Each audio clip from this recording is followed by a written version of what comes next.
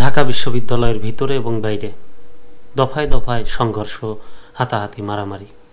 বেশ কিছুদিন আগে ২৪ সাল পর্যন্ত ছাত্রলীগকে সাধারণ মানুষকে বা কেউ অপরাধ করলে তাদেরকে বলা হতো তুই তো ছাত্রলীগ, তুই তো আওয়ামী লীগ।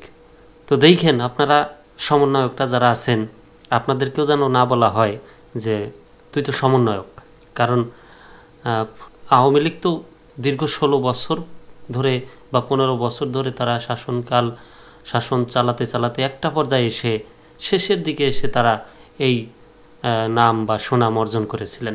কিন্তু আপনারা তো বেশি দিন হয় নাই, মাত্র ৬ মাস অতিবাহিত হতে না হতেই আপনাদের নাম কিন্তু অনেকটা নিচে নামিয়ে ফেলেছেন।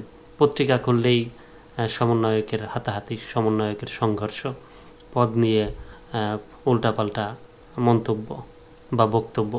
তো আসলে যারা রাজনীতিবিদ আছেন তারা কিন্তু অবশ্যই বেশ কয়েকটা টক শোতে তারা বলেছেন যে রাজনীতি করা এত সহজ ব্যাপার না, সরকার নামানো যতটা সহজ রাজনীতি করা এতটা সহজ না। তো আপনারা কিন্তু তার পরিচয় দিচ্ছেন বা তারা কিন্তু আরও বলার সুযোগ আপনারা করে দিচ্ছেন। রাজশাহীতে দেখলাম একটা মেডিকেলে ৪ জন সমন্বয়ককে আটকে আইনের হাতে তুলে দিয়েছেন। যদিও পাল্টাপাল্টি অভিযোগ করছেন, এক পক্ষ বলছেন চাঁদাবাজি, অন্য পক্ষ বলছেন, সমন্বয়করা বলছেন তারা সেখানে তথ্য সংগ্রহ করার জন্য সেখানে যাওয়া, সেই জায়গা থেকে তাদেরকে আটকে রাখা হয়। আজকে সারাদিন দফায় দফায় সংঘর্ষ হয়েছে, সেই খবরটা পড়ব। প্রথম আলোর খবর, নতুন ছাত্র সংগঠনের যাত্রা শুরু, পদ নিয়ে বিক্ষোভ, মারামারি।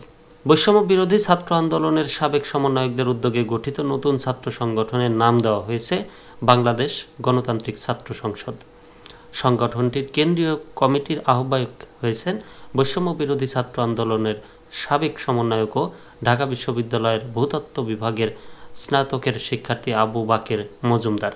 সদস্য সচিব করা হয়েছে আরেক সাবেক সমন্বয়ক ও ঢাকা বিশ্ববিদ্যালয়ের ইতিহাস বিভাগের শিক্ষার্থী জাহিদ আহসানকে। ঢাকা বিশ্ববিদ্যালয়ের মধুর ক্যান্টিনের সংবাদ সম্মেলন করে গতকাল বুধবার নতুন সংগঠনের কেন্দ্রীয় ও ঢাকা বিশ্ববিদ্যালয়ের শাখার আংশিক কমিটি ঘোষণা করা হয়।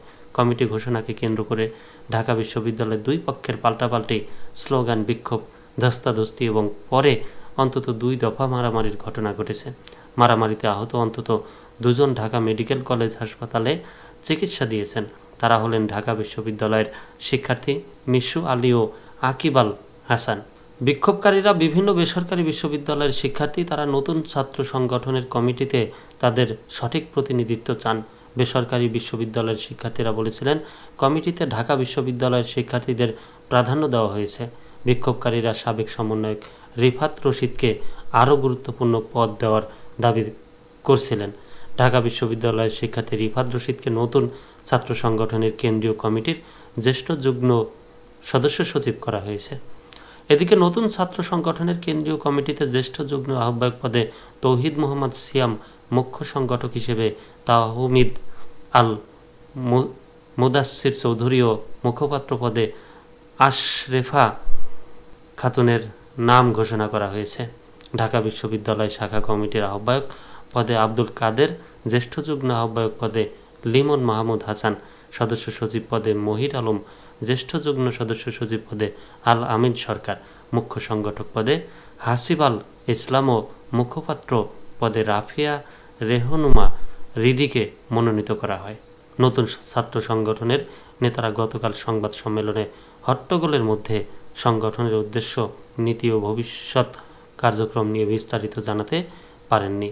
তবে বিগত কয়েকদিনে তারা গণমাধ্যমকে বলেছিলেন নতুন ছাত্র সংগঠনের নীতি হবে স্টুডেন্টস ফার্স্ট ও বাংলাদেশ ফার্স্ট। ছাত্র নাগরিকের স্বার্থ বাস্তবায়নের লক্ষ্যে কাজ করবেন তারা।